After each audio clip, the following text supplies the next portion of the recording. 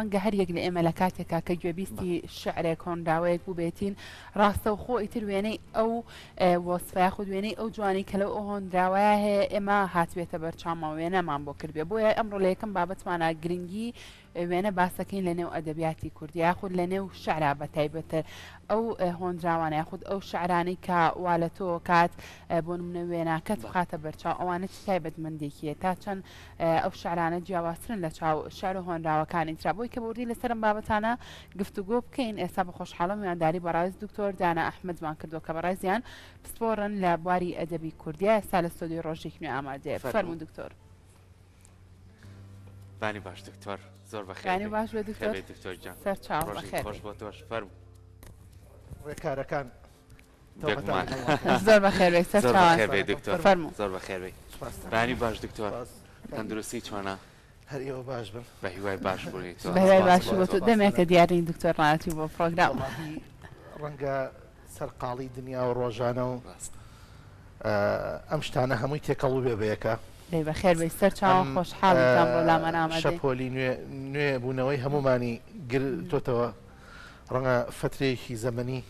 گاپێکی دروست کردبێ لە بینمانە بەزی شەڵا پڕێگەینەوە ڕاستە بە هیوای ساغ و سەلامەتی بۆ تۆ دکتۆر ئەمڕۆ قسە لەسەر گرنگی وێناکەین لە ئەدەبیاتی کوردیە ڕەنگە وەکو لە پێشێکی کە شاباسم لەوە کرد بە تایبەتر لە هۆنراوەیە لە کاتێکا کە هۆنراوی یەکێک لە شاعرە دیارەکانمان خوێنێتەوە ڕاستە و خۆ ڕەنگە بە چاوداخستنێک ئیتر ئەو وێنایە هاتوێتە بەرچاومان گرنگی ئەو هۆنراوانە خۆی لە چیا بینێتەوە کە وێنە خاتە بەرچاوی خوێنەر گرنگە ئەوە بزانین کە لە هەموو دەقێکی ئەدەبیە کە وێنە بێتە دەرەوە هیچی نامێنێتەوە یعنی تەنها کۆمەڵێک وشە ئەمێنێتەوە ئەم کۆمەڵە وشەیە لە ڕووی فەرهەنگیەوە معنایەکیانە بێت و هیچی تر هەمیشە ئەمە جیا ئەبێتەوە لەگەڵ ئەو زمانەی کە پێی ئەڵێن زمانی ڕاگەیاندن و زمانی هەواڵ و ئەم جۆرەشتانە لە زمانی هەواڵە نابێ خەیاڵی تیابێ یعنی نابێ بتبا بەرە و ئاسۆی دنیاە کە وێنەت بۆ دروستکە بەینەما لە زمانی شعرا ئەگەر ئەمە نەبێ هیچی نامێنێتەوە یعنی بیزەبەت دوک و خۆک و هەواڵەکەی لێتەوە بۆیە ئینسانی بیریار ئینسان کە بیر ئەکاتەوە ئینسان کە خەیاڵی بۆ دروست ئەبێ ئەو کاتەیە کە دەقێکی شعرێ خوێنێتەوە وشەی وێنە یان سوورە لە ناو ڕەخنەی کۆنا ئەیبینینەوە بە وشەی هەیئەت باسی لێوە کراوە لە زمانی عەرەبی هەیئەت یعنی لە کۆمەڵێک مادە تۆ شتێک دروستکەی مە پێوتی هەیئەت لە نەقدی تازەیە ئەمە گۆڕا بوو بە وێنە بریتە لە وێناکردنی خەیاڵی ئینسان ئەزانی وێنە بە شێوەیەکی گشتی لە ناو ڕەخنەی ئەدەبی هەم لە ناو فەلسەفەی ئەدەبی شاد و جۆرە جۆرێکیان ئەوەیە کە ئێمە دروستی ئەەکەین لە ئەو مەوادانەی کە لەبەر دەستمانایە زانی ئەو مەوادانەی کە مەحسوسن هەستیان پێ ئەەکەین مەسەلەن لەو مێزە و لەو گوڵە و لەو دەسڕە و لەوە ئەمە لەمانە وێنەیەک دروستەکەین طبعا ئەمە وەستایی ئەوێ وشە چنینی ئەوێ هەروە ینی شتێکی ئاسان و سانە نییە بەینەما جۆری دووهەم ئەوەیە کە لە خەیاڵ ینی مادەیەک بە خەیاڵ دروستەکەین مەسەلەن زۆر ئەفسانە هەیە لە ناو مێژووە ئەم ئەفسانانە ئەبنا کەرەستەی دروستکردنی وێنە لە ناو ئەدەبیاتی فارسیە بۆ نمونە کە هاتوۆتە ناو ئەدەبی کلاسیکی ئێمەشەوە وشەی هومامان هەیە هوما ئێستا هەندێک کەس ژەبینی ناوی هومایە هوما ئەمە باڵندەیەکە بۆ نمونە ئەسڵ و ئەساسی نییە خۆ بەڵام وا تەعبیر ئەکرێ کە باڵندەیەکە ئەنیشێ بەسەر سەری هەر کەسێکەوە ئیترەوە علامەتی بەختێتی ئەزانی ئەمە هاتووەتە ینی تۆ ئەتوانی لە ناو وێنەی شعریە ئەم کەرەسەیە بەکاربێنی کە وجودیشی نییە بەڵام جوانترین وێنە کامەیە جوانترین وێنە ئەوەیە تۆ لە شتی مەحسوس وێنەیەکی خەیاڵی دروست بکەیت لە شتی مەحسوس لە من و لە تۆ و لەو دیوارە و لەو گوڵۆپە و لەوانە مادەیەک دروست بکەی یعنی خەیاڵێک دروست بکەی وێنایەک دروست بکەی سیناریۆ تەمسیلێ دروست بکەی ئەو تەمسیلە خودی خۆی خەیاڵ بێ ئەمە وێنەی جوانە نمونەی شعری لە زۆرمان هەیە ئێستا چینە سەری ئەمە یعنی تەماشاکە شاعری چاک ئەوەیە مێشکی تۆ بە 4 ئاراستە ئەبالەیە کاتە 3 ئاراستە ئەبالەیە کاتە دیقەت بە نالی جا من دایما چمەوە سەر نالی وتم ئایا بە زاری خۆت ئەپرسی حاڵی زاری من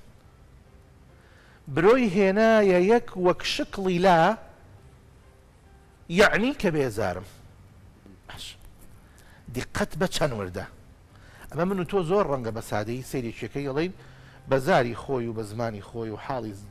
خراپی ئەمی شتیوانیە کاکە سیرکە بەس تەماشای وشەی زارکە یعنی پەنابردن بۆ ئەم واژەیە بۆ ئەم مەلفوزە لەکسیکۆلۆجیە بزانە چەند ئەم بەیتەی ورد کردوێتەوە وتم ئایا بە زاری خۆت زار زمانە ئەپرسی حاڵی زاری من ئەو زارە دوو معنای هەیە معنای یەکەم زاری دووەم معنای یەکەم ئەوەیە زار یعنی بێزاری بێتاقەتی ئازار باشە ژان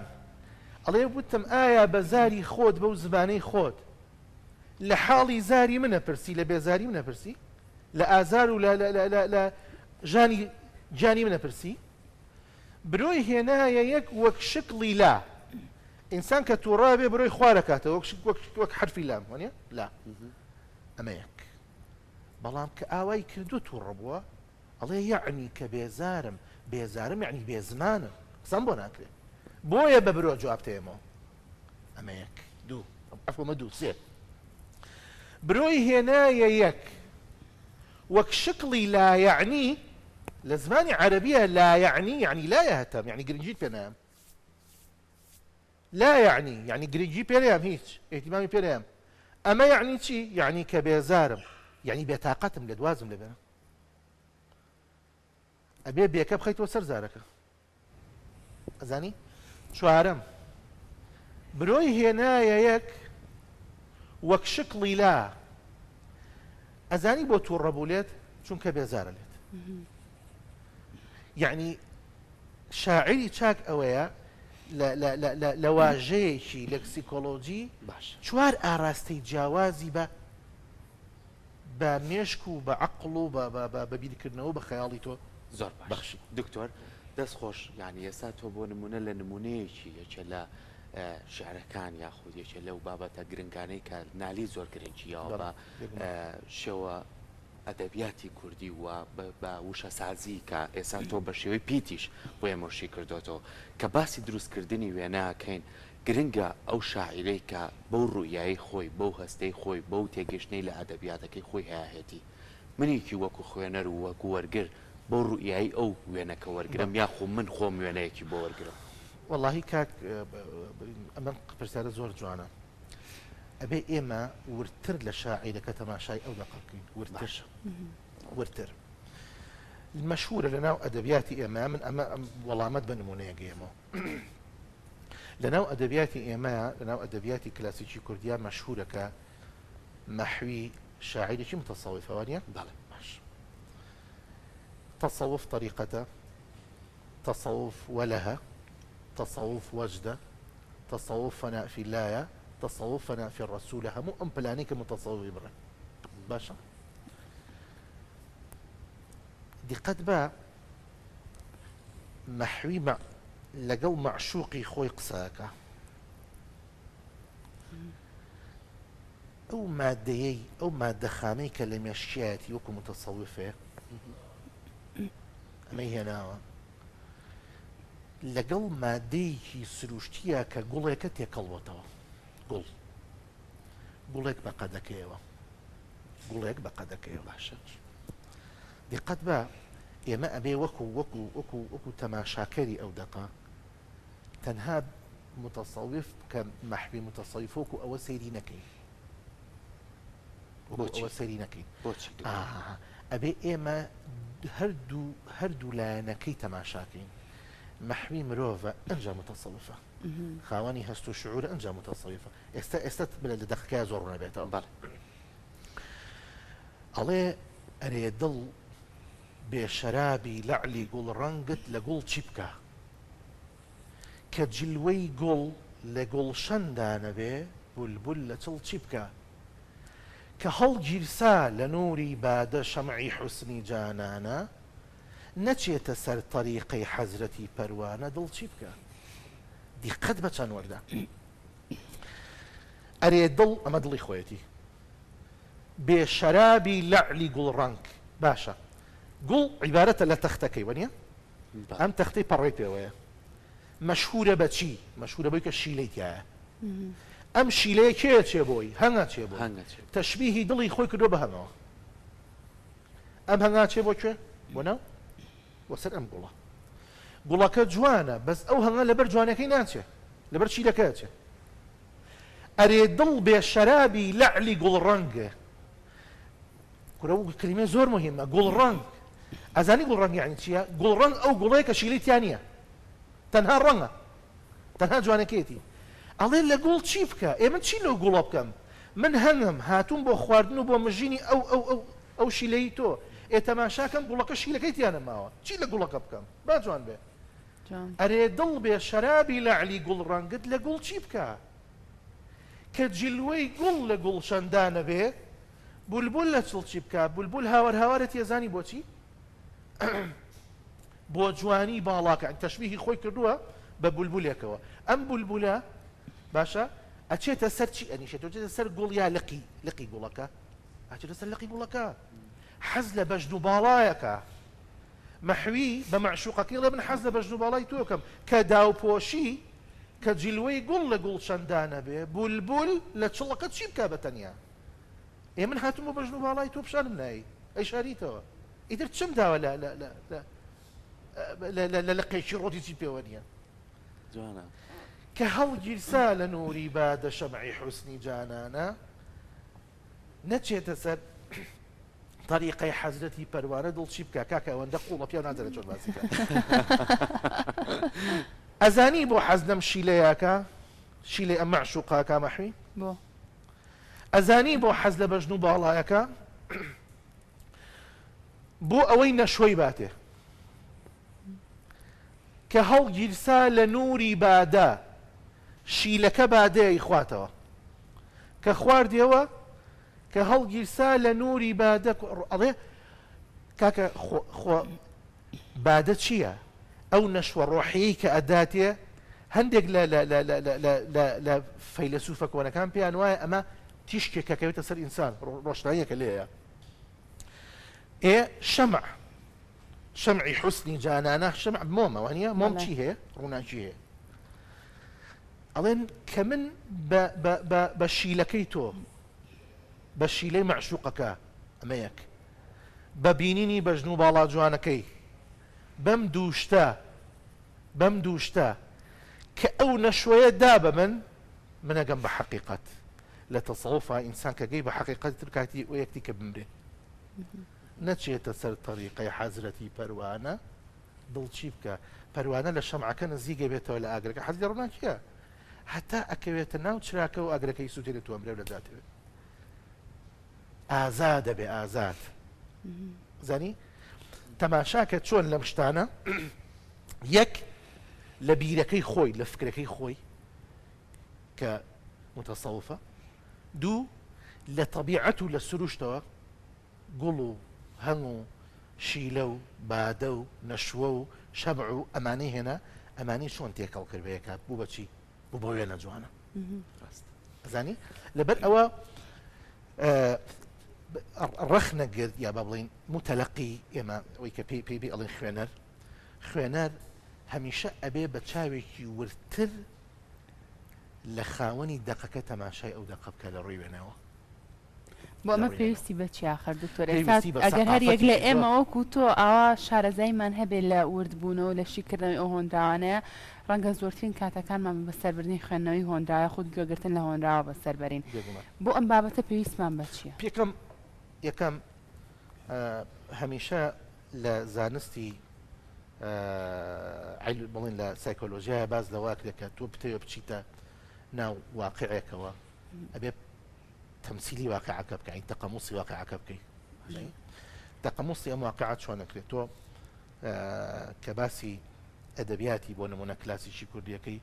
امانه متاثر بعلم المنطق، متاثر ببلاغه، متاثر بفنون معاني وبيان وكنايه ومجاز ومحسنات اللفظ المعنوي. لهمان كاتا متاثر ب مثلا شي يكون محويك متصوف ومفروضه مثلا او كسيك تماشايك لسر وجد لسر طريقة لسر تصوف لسر مريدية لسر خلافة لسر أمشتانا يعني باشخاني شي كلتوري باشي هبه ثقافي باشي هبه بو أويك بتواني يعني لا تو هميشا زي استا عبد الله غزامي كيشك لبيارة تازكاني كرت عفو بيارة تازكاني جيهاني هم لبواري فلسفة وهم لبواري أدبة هم لبواري راگەاندنیشە ئەزانی پێی وایە کە خوێندنەوەی پاشخانی ئەدەبی خاوەنی دەق زۆر گرنگە ئەڵێ یعنی تۆ بۆ ئەوەی کە ڕادەی سەرکەوتنی ئەو خاوەن دەقەت بۆ دەربکەوێ بێ پاشخانە ئەدەبێکی بخوێنیتەوە ئەمە زۆر گرنگە لەبەرەوە پێویستیت بە ینی سەقافەتیشی زۆرە بەڕاستی ینی ئەبێ قوڵ بیتەوە و بتوانی مەسەن لەگەڵ تەفعیلەکانی ناو واژەکانی ناو ئەو دائیرە عروزەکانی ناو ئەو دەقەیە جۆشی بیتەوە و بژیت بەڕاستی باشە دکتۆر کە باسی ئەدەبیاتی کلاسیکی کوردیەکەین کە ژێرخانێکی زۆر دەوڵەمەندمان هەیە یعنی ئەتوانین ئێمە چەندنەوەیەکی دوای ئێمە شانازی بەم ژێرخانەوە بکات وەکو ئەرشیفێک بۆ میلەتەکەمان بنێتەوە بەڵام یەک جیاوازی بکەین یعنی ئێستا ئەبینیت ئەو هۆنراوانە یاخۆ ئەو شیارانەی کە ئێستا ئەنووسێ یاخود بوونی هەیە هەندێک جار ئەو کەسەی کە تۆ ئەیڵیت بەو شێوازەی کە تۆڵی نالی بەم شێوە نووسێتی مەحوی بەم شێوە نووسێتی بۆ شاعیرە گەورەکانی تر سالم و کوردی و کە هەر شێواز مەجال لێگەڵان هەمووی نمونە هەیە وشە سازی و مانا بەخشین گرنگیدان بە زمانی کوردی ئەمانە هەمووی تیا ڕنگدانەوە بەدەر لەو خیاڵە جوانەی کە خۆی بە چ ئاڕاستێکدا بە لە ئێستەیە ئەو کەسەی کە هۆنراوەیان شعرێکە نووسێت خۆی لە خۆی دڵنیا نییە کە وێنەیەکی هەیە چی بە من ببەخشێ کەواتە ئەم دوو جۆرە بەرەو ئاقارێکی خراپی نابا لە ئەدەبیاتە یاخود چۆن توانین کار بکەین کەم ئەدەبیاتە گەر بەرەو سەرەوەی نەبین بیپارێزی بێگومان ئەم خاڵی کە باس دەکرد خاڵێکی زۆر لە جێی خۆیەتی بەڕاستی هۆکاری سەرەکی ئەوە چییە ینی یەکەم خاڵی یەکەم ئەوەیە ئەو پاشخانە سەقافی کە باسمان کرد لەماوە ئێستا پاشخانەکە نەماوە خاڵی دوام ئەوەیە کە مەوجەیەک شەپۆلێکی بەساتەت ینی شەپۆلێکی ڕووکەشگەرایی بەسەر هەموو جیهانە باڵی کێشاوە ئەنجا تۆ ئەم شەپۆلە لە کەناڵەکان نابینیتەوە لە کە ئەڵێم کەناڵەکان کاکە شتی جدی ئێوە شتی جدی و جوانی وەکو ئێوە ناڵێم نا هەندێک بەرنامە هەیە 2 سەعات دانیشی بە دیارەوە ئەم سوعبەت لەگەڵ ئەوە کاو ئەو قسە لەگەڵ ئەوە کاو هیچیشان بە هیچەوە نییە یعنی ئەم تۆپ ئەو هەڵەیە ئەو تێنز لەگەڵ ئەوە کاو ئەو قسە لەگەڵ هیچیشان بە هیچەوە نییە ینی هیچ معنایەکی تیان ینی کە تۆ تەواوی 2 سەعات دانیشی بە دێر ئەم بەرنامەیەوە لە خۆت بپرسی بڵێ چی فێر بووم چی بە من بەخشی هیچیشی باشی بە تۆ نەبەخشی وە گەشتی خراپی پێ نەبەخشیت لە هەمان کاتە دیقەتی شتێکی کە ئەم عزیزم کە تۆ باسی زمانەکەی ئەمانە زمانیشان شێوانەوە بەداخەوە یعنی مەسەر بۆ نەقسەی وا ئەکرێ فڵانەشت حەلی نییە و فڵانەشت ڕێک وایە و فڵان من ینی بەڕاستی دوو لە ڕووتان تەبان دوو لە ڕووی ئەو کەناڵ و خەڵکی ئەو کەسانی کە گویان لێمانە ئینسان شەرمەکە کە بڵێ ئێستا ینی ئەم جیلی ئێستا خاوەنی ئەو زمانەیە ئەو زمانە پاراوی جوانی جاران و ئێستا لەبەر ئەوە یعنی ئەم مەوجەیە باڵی کێشاوە بەسەر دنیاە بە شێوەیەکی گشتی وە بەداخەوە هەرێمی کوردستان زیاترە ئەمە و ئەمە من نازانم ئێستا ئەمە ئەگەر ناوی ئەبن بە مواکەبەکردن و هاوڕەویکردنی ئەو جیلەی کە ئێستا بەڕێوەیە من ئەمەم پێ غەڵەتە بەڕاستی کاکی خۆ ئێمە ئەبێ نقطەیەکەیە بزانین ئیشی ئێوەشە وەکو ئەم کەناڵە ئاگادار بن یعنی مهمە وەزیفەی ئێوەشە ئەمانە ئەرکی مێژوین ئەگاتان لەبێ ئەویش ئەوەیە ئینسان دەبێت قوربانی با بۆ ئەوەی کە جیل دروستکە ئەزانی تۆ یعنی نابێت بە خوێنکارێکی لە مەکتەب ئەو منهەجی کە ئیخوێنی قابلە تۆ خۆت چی دەنی ئەبێ لیژنەیە کە بێ کە دەیان جیلی وەکو تۆیان پێگەیانە بێ ئەنج دانیشنەوە پرۆگرام بۆ تۆدا ئەزمونێکی بەڵ بێگومان لەبەر ئەوە ئەمە خاڵی دووهەمە کە مەوجەیەکی ڕووکەشگەرایی بەسەر هەموو دنیا باڵی کێشاوە. خاڵی سێهەم ئەوەیە ئەو زەوقە نەماوە، ینی من شتێکی خۆشت پێ بڵێم، من هەندێک جار کە لە هەندێک شوێن خەڵگەم بینێ ینی بە شانازیەوە لەم کەناڵی ئێوە من زۆر دەرەکەوم بۆ شعر بۆ ئەدەبیات سوپاسانەکەم جێ شانازین یەکسەر پرسیاری ئەوەم لێکە ئەرێەوە مناڵێکم بۆ ناوی بنێم چی ئەرێ ئەوە بۆ نمونە ئەرێەوە ئەو شعرێکە ئەو ڕۆژە خوێنتەوە تخواچی و دەبۆ بی نووسمەوە یعنی هەستەکەی جۆرێک لە تینوێتی هەیە لە لای خەڵک زانی بەڵام ئەم تینوێتیە بەڕاستی کەس نییە بۆیان بشکێنێ وەکوتم یعنی تۆ بەرنامەی جدید نیە بەرنامەی جدی زۆربەی شتەکان شتی ڕووکەش و شتی سادە و شتی یعنی شتێکن مەسلەیەکن کە بە بەسیتیە ڕوا مەسلەیەکن کە احتیمام بە ڕووکاری دەرەوە ئەدەن ئەمە خەتەرێکی گەورەیە چۆن ئینسان لەلایەنی مادێەوە تۆ پێویستت بەوەی نان بخۆی پێویستت بەوەی خۆت ڕێککەیتەوە پێویستەوەی جلی جوان لە بەرکەی پێویستیت بەوەیە ڕاضە بکەی لە شان بەشانی ئەوەش ئەم ڕۆحەی تۆ پێویستی بەوە هەیە کە ڕۆژانە خواردنی بیتێ خواردنی ڕۆح چییە کاکە خواردنی ڕۆح خوێندنەوەی ئەو دەقانەیە کە ئەبنە خواردن بۆ ئەو جانی بە ڕۆحی تۆ خاڵێکی کە هەیە کە زۆر گرنگە بەلامەوە گەر وەخت ما بێ باسی بکەم کاتەکەمان نازانی چۆن ڕۆشت وەڵام نازم شتم زۆر دانا بۆ وەناڵم قسە بکەم شتێک هەیە زۆر گرنگە بەلامەوە هەمیشە کە فشار هەبێ فشار نوعێک لە دوالیزم دروستە بێ نوعێک لەوە دروستە بێ کە تۆ قەناعەتت بەوە هەبێ احتیمام بە کەلتور و بە خۆت بدەیت من شتێکی خۆشت بۆ بژێڕەوە قسەیەکی خۆشە کۆتایی پێنی باشە لە بەغا کاتی خۆی بەشیر مشیر هەبوو هەزار ڕەحمەت لێ بێ پێم تو ئوستاد ئەمە دوکانی خەیاتیە بووە لە بەغا پیاوێکی زۆر قسە خۆش و سوحبەتی بوو مەشهورە یعنی ئوستاد شتەکانی زۆر خۆشە هیچی خۆی نییە ئەم زاتە ئەم پیاوە هەمیشە جا خۆزگە دیراسە بکرای لەسەری ئەگەر بوارمان بۆ ڕۆژە بەرنامێکی خۆشی دەسە قسە خۆشەکانەوە بەس دامەتامە بژێمەوە باش چکە پەیوەندی بە مۆزوعەکەەوە هەیە هەژارێکی ڕێتەوە هەژارێکی بۆ لەوانی کە زۆر چۆتە لای دانیشتووە هەژاری شاعیر طبعا خۆشی توانایکی زۆر بەڕاستی شاعیر بۆ هەژار ڕۆژە لە لای دانیشێت و ئەوانە زۆر شتی وای پێکات طبعا یەکێک لەوانە ئەمەیە ئەڵێ ئەمین دەمەوێت شعرێک بنووسن بەشیر مشیر پێڵێ سەر چاو ئەڵێ قەڵەم و کاغەزێک پێ بەدەستەوە قەڵەم و کاغەزێک پێ بەدەستەوە هەژار ئەڵێ بنووسە مەیل نووسێ مەیل نەختێکی پێ چێت تۆ زێگەڕا و وەختەڵێ ئەڵێ دیسان مەیل ئەنووسێ دیسان مەیل بەڵێ فەرموو ئەڵێ بنووسە وە مەیل ئەمە چەند مەیل سیان ئەڵێ مامۆستا بەڵێ ئەڵێ بڕۆ خۆتەوەی کاکم چێ بەسەر ئەوە شیعرەکەم پێوتی هەژار بۆیە کا بە شیعر بەڵام شعری ئاڵتۆنی خۆی بۆی کردەوە ها بەڵام بەشی مشتین ئیمزای کردەوە درۆسیە مەیلیا هەژار ئەڵێ مەیل دیسان مەیل دڵ پڕە لە مەیل دڵ کەیلە لە غەم لەبەر مەیلی لەیل مەیلی من وەتەن منم مەجنونی هەردوو لا توش بووین کزی و زەبوونی هەرگیز لا نەچوو مەیلینە ناو دڵ وەتەنمە بشتمە بنگڵ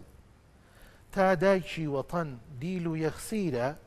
دڵتەنگ و غەمبار بە شیر مشیرە